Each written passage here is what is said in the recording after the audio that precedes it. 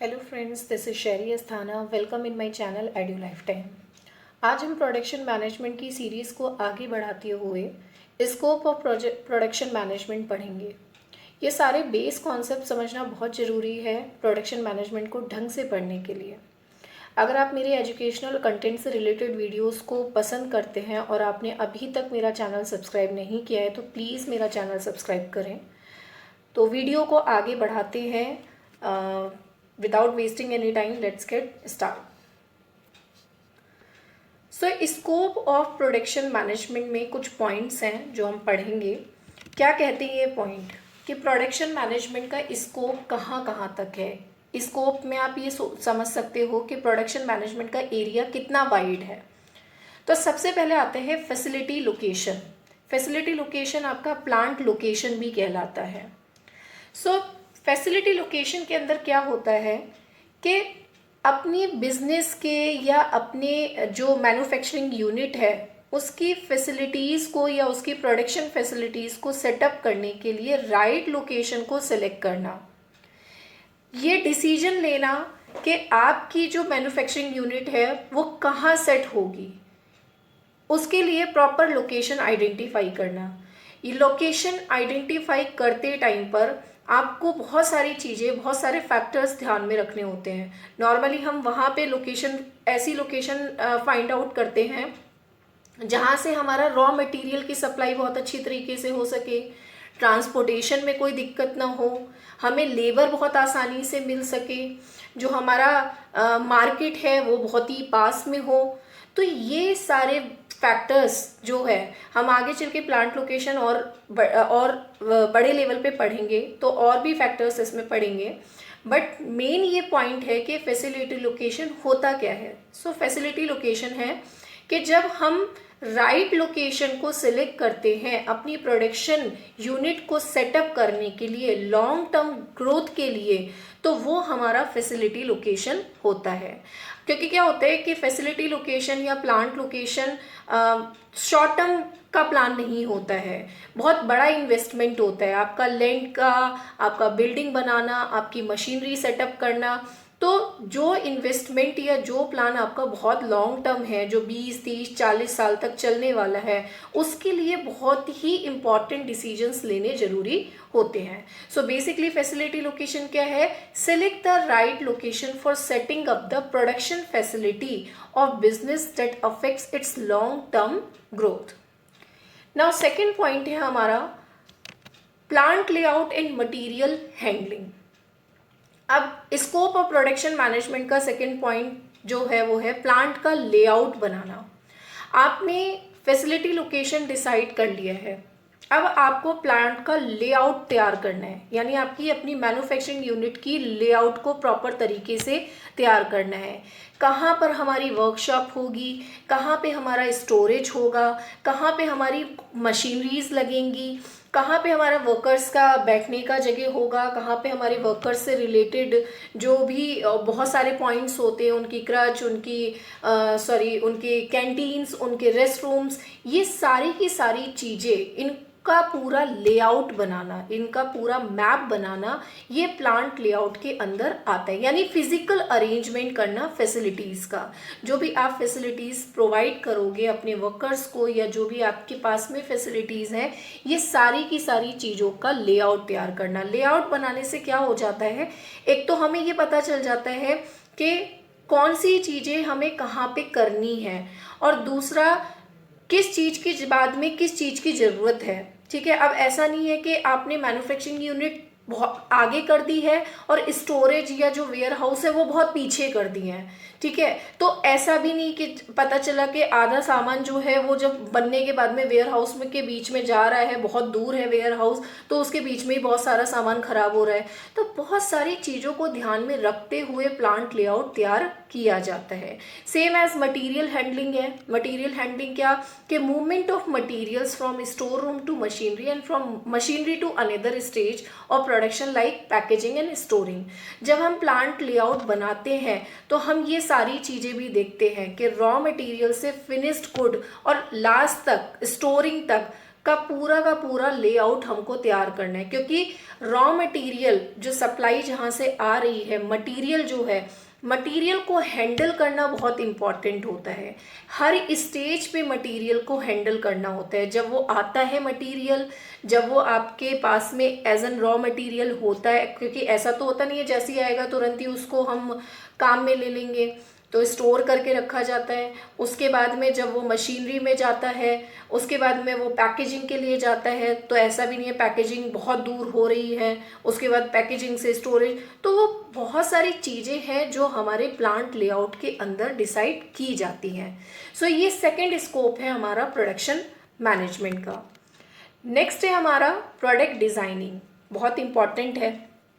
आपने facility location decide कर लिया, आपने प्लांट लोकेशन डिसाइड कर लिया, बट हमारा मेन चीज़ क्या है? Product designing. प्रोडक्ट हमारा मेन टूल है। तो प्रोडक्शन मैनेजमेंट के अंदर प्रोडक्ट डिज़ाइनिंग बहुत इंपॉर्टेंट चीज़ है। जब आपका जो रॉ मटेरियल है वो फिनिश्ड गुड बनने के प्रोसेस में, ट्रांसफॉर्मेशन प्रोसेस में जा रहा है, उससे पहले आपके पास में प्रॉपर लेआउट होना चाहिए प्रोडक्ट का, कि प्रोडक्ट किस किस फेजेस में डिज़ाइन होके जाएगा, क्या क्या चीज़ों की ज़रूरत पड़ेगी। बहुत सारे टूल्स होते हैं। पहले तो डिपेंड करता है आप किस चीज़ की मैन्युफैक्चरिंग कर रहे हो। जिस चीज़ की मैन्युफैक्चरिंग कर रहे हो उसकी डिज़ाइनिंग बनानी बहुत ज़्यादा ज़रूरी होती है।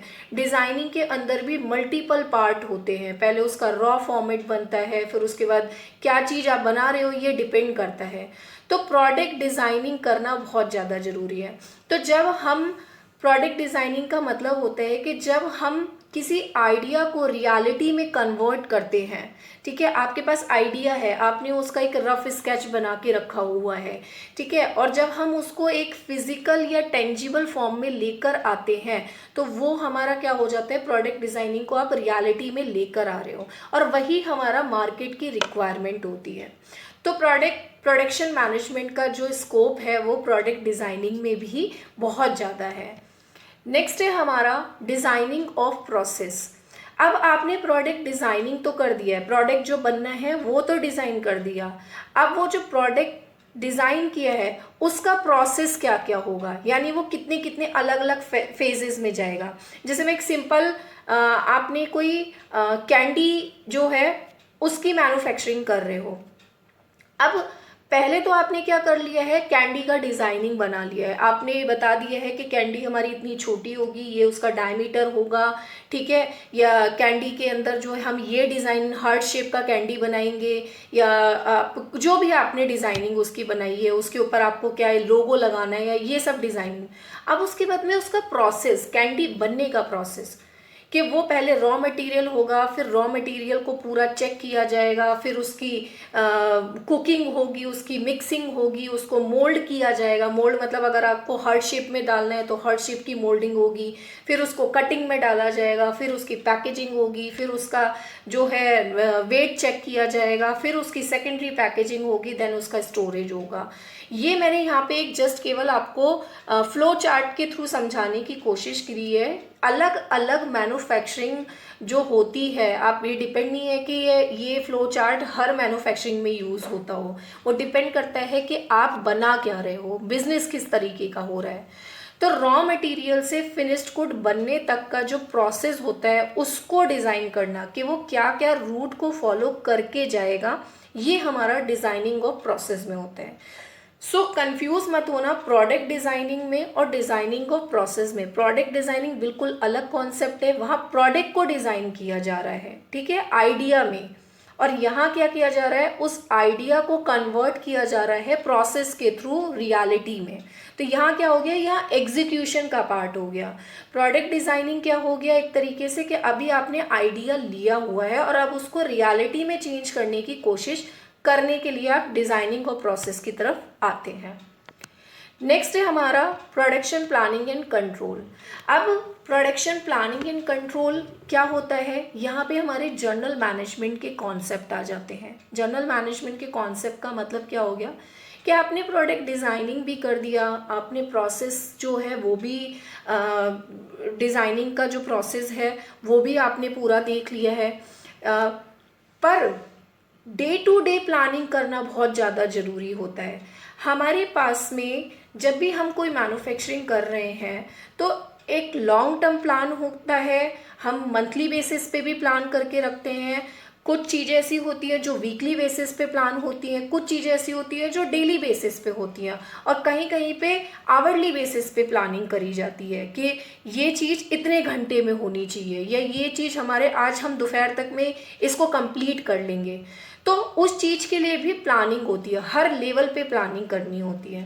तो जो डिज़ाइनिंग और प्रोसेस आप करोगे उसमें आप कहाँ कहाँ किस किस लेवल पे एग्जीक्यूशन करना है उसकी प्रॉपर प्लानिंग करना और उसको कंट्रोल करना। कंट्रोल में क्या हो गया, कंट्रोल के 3 स्टेप होते हैं कि पहले आप एक स्टैंडर्ड बनाओगे, उसके बाद में चेक करोगे कि एक्चुअल रिजल्ट जो आ रहा है और जो आपने स्टैंडर्ड बनाया है वो दोनों आपस में मेल खाते हैं या नहीं खाते हैं।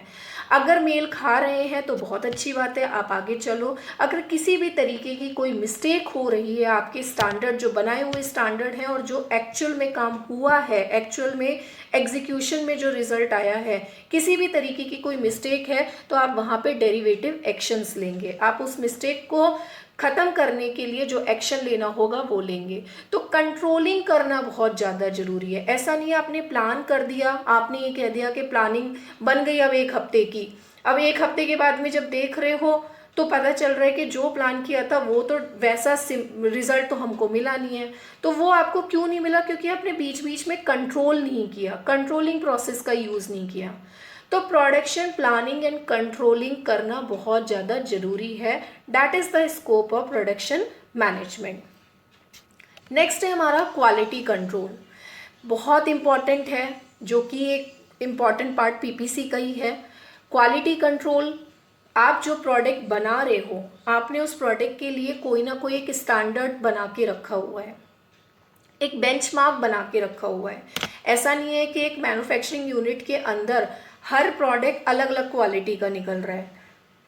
आपने जो क्वालिटी आप सर्व करते हो अपने कस्टमर को, वही क्वालिटी को मेंटेन करने के लिए आपको एक बेंचमार्क बना के रखना होगा, और उस बेंचमार्क के अकॉर्डिंग ही आपको क्या करना होगा, बार बार क्वालिटी को कंट्रोल करना होगा, यानी कि चेक करना होगा। कंट्रोल वर्ड जहाँ जाता है आप 3 स्टेप फॉलो कर लीजिए। कंट्रोल के 3 स्टेप होते हैं। First, make the standard. Second, आपको जो आपने स्टैंडर्ड बनाए हैं और जो आपके एक्चुअल रिजल्ट आ रहा है उसको कंपेयर करना, और थर्ड, डेरिवेटिव एक्शंस लेना। अगर सेकंड पॉइंट में आपको कोई लूप होल दिखता है तो आप फिर थर्ड पॉइंट पे आते हो, डेरिवेटिव एक्शंस लेते हो मिस्टेक को कंप्लीट करने के लिए। सो ये हमारा होता है quality control. And next last हमारा है मेंटेनेंस मैनेजमेंट, बहुत इम्पॉर्टेंट है। प्रोडक्शन मैनेजमेंट ये कहता है कि केवल हमें काम ही नहीं करना है, केवल हमें यही नहीं है कि हम क्वालिटी को कंट्रोल कर रहे हैं, हम डिज़ाइनिंग कर रहे हैं, नहीं, हमें मेंटेनेंस के ऊपर भी बहुत ज़्यादा ध्यान देना है। हमारी जो मशीनरी हैं, हमारे जो सर्विसेज हैं, हम उनको टाइमली कैसे मेंटेन करके रखें, ये इसके ऊपर पूरा मैनेजमेंट, इसके ऊपर पूरी प्लानिंग होनी चाहिए, इसके ऊपर पूरी कंट्रोलिंग होनी चाहिए। जैसे कि फैक्ट्री एक्ट्स के अंदर बताया हुआ है, फैक्ट्री एक्ट 1948 के अंदर बताया हुआ है कि जो मशीनरी है उनकी मेंटेनेंस के लिए क्या क्या, कितने कितने दिन के अंदर, कितने कितने महीने में उनकी ग्रीसिंग होनी चाहिए, और बहुत सारे टूल्स एंड पार्ट के लिए अलग अलग प्रोविजंस दिए हुए हैं। तो उसको मैनेज करना जो है वो प्रोडक्शन मैनेजमेंट का स्कोप हो। सो मोर वीडियोस के लिए मेरे चैनल को सब्सक्राइब कीजिए। आई होप आपको आज का वीडियो मेरा पसंद आया होगा। So keep watching and keep learning with edu life time. Thank you so much.